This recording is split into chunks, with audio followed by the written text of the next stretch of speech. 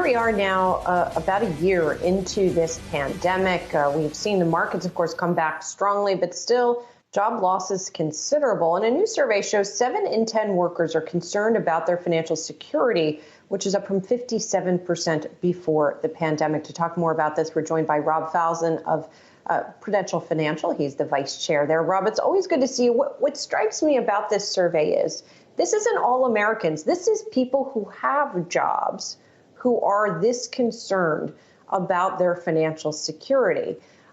So what is that telling you about I guess they feel that their situation is pretty tenuous. Yeah, Julie, I think it was interesting coming out of that survey is that there was a realization by American workers that they weren't all that financially secure before the pandemic. And so, you'd like to attribute this solely to the pandemic, but the reality is over half the survey respondents indicated that they realized they weren't in particularly good shape financially going into the pandemic. And then obviously it's gotten much worse, as you indicated by those statistics, the 7 in 10, which is up, 10, 12 points from where it was just 12 to 18 months ago. And I think what it speaks to, Julie, is that, there's a need for not only gainful employment, but gainful employment in jobs that have an appropriate sort of benefit package that people can then access in order for them to create the right kind of resiliency that can get them through times like we're currently experiencing. Rob, something that jumped out to me is the biggest barrier to financial security is a lack of retirement savings. And we can basically also then look at another trend, which isn't part of the survey, but which we know well, which is folks are underinvested in their retirement plans. They can't set aside that money. They're not enjoying the gains we see in the stock market. And I wonder if that's an echo of the financial crisis, and if this crisis risks another generational echo of folks just not putting enough money into their 401ks and enjoying the benefits that again, we're covering here with stocks going up, last year up 20%.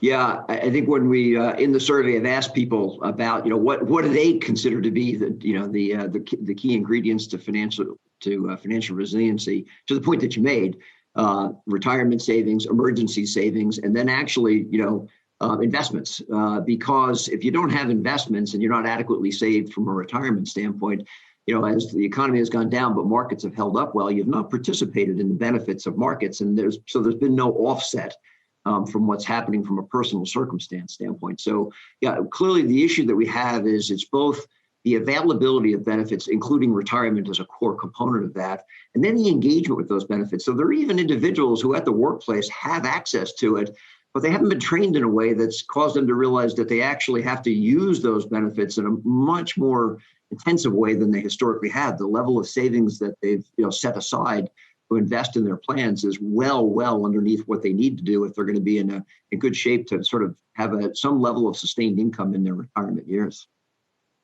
Rob, I imagine in normal times when people are watching a market rally in which they are not participating, there is this sense of FOMO, for lack of a better word, or just that they're not participating in the full scope of the American economy and the American markets. Layer on top of that, what we're seeing now with individuals, retail investors, doing these market raids that we've been talking so much about over the past few days, GameStop, et cetera. What effect do you think that has on sort of normal investor psyche? Well, it's interesting, the whole GameStop phenomena. It's interesting on multiple levels. You could probably do an entire show on that, Julie.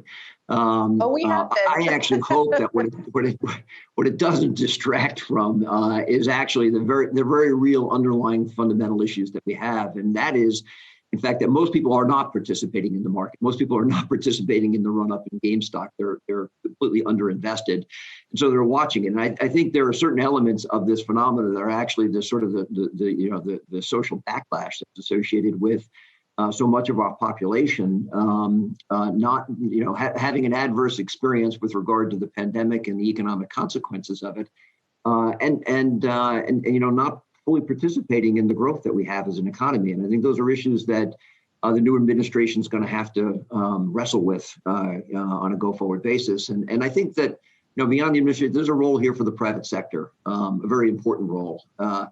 7 in 10 of the employees in our survey indicated that they look to core components of their financial resiliency package, that benefits package, to come from their employer. And 8 in 10 of them expect that employers, as well as public leaders, so leadership from both the private and the public sector, are going to do something about enhancing the financial resiliency for them. And that something starts with creating a benefits package which is more inclusive, more integrated, portable, that gives them the ability to. The phrase I like to use is we can either prepare for crises or repair crises. And right now we're in repair mode, and it would be better for us to be thinking more about how we prepare so that people have a better experience through these crises instead of them having the stress in which they then have to be bailed out of.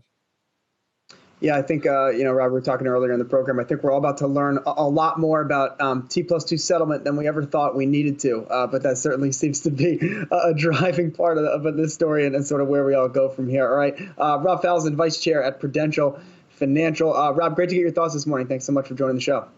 Thank you.